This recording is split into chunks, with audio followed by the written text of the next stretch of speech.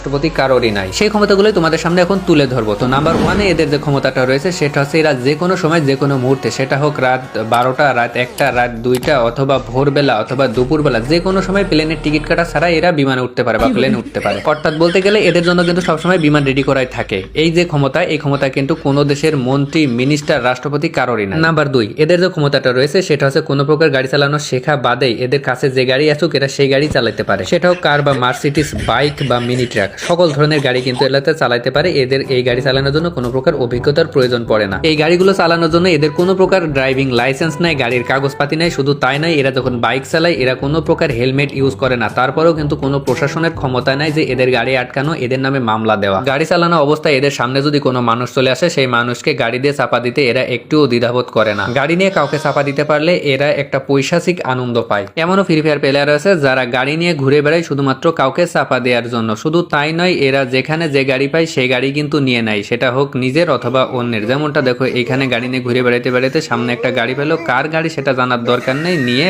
ভাগলো। এখানে যে ড্রাইভার গুলো আছে সবগুলো ড্রাইভারই কিন্তু একরকম, মেন রোড বাদ দিয়ে সাইড রোড দিয়ে যেখান সেখান দিয়ে গাড়ি চালায়। এরা কখনোই মেন রোডে গাড়ি চালায় না, কারণ এরা খুব সাহসী। তাছাড়া প্রশাসনের কোনো ভয় পায় না, গাড়ির কোনো ক্ষয়ক্ষতির ভয় পায় না। এরা যেদিক সেদিক দিয়ে গাড়ি চালায়, যেখানে সেখানে গাড়ি দিয়ে মেরে দেয়। তারপরেও এদের ভিতরে কোনো ভয় নাই।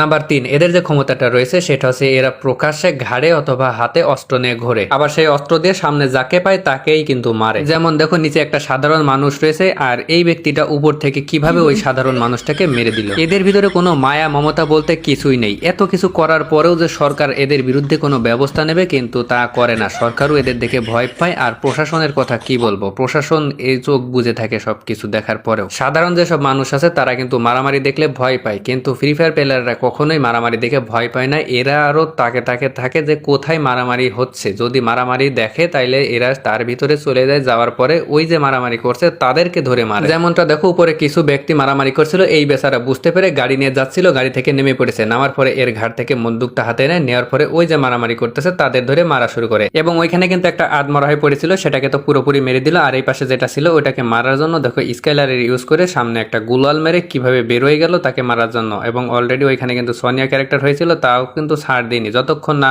মরেছে ততক্ষণ কিন্তু এ মেরেই গেল এবং তাকেও মেরে দিল। আর এইদিকে কিন্তু আরেকটাকে দেখো সোনিয়া বানানোর পরে নিজে জয় বাংলা হয়ে গেল। নিজের কি হলো সেটা কিন্তু এরা কখনোই ভাবে না। এদের সামনে যাই আসবে তাকেই মারার চিন্তা ভাবনাই থাকে। যেমনটা দেখো, এখানে গাড়ি নিয়ে যাচ্ছিল, সাধারণ একটা মানুষ পাশ দিয়ে যাচ্ছিল, যাওয়ার পরে দুইজন ব্যক্তি মিলে কিভাবে ওই সাধারণ মানুষটাকে মারলো। মারার পরে এই দেখো এখানে এর টিমমেট কিন্তু ডাউন হয়ে গেছে, সেই টিমমেটকে রিভাইভ দিতে গেল। আবার অপোজিটে যে ছিল সে কিন্তু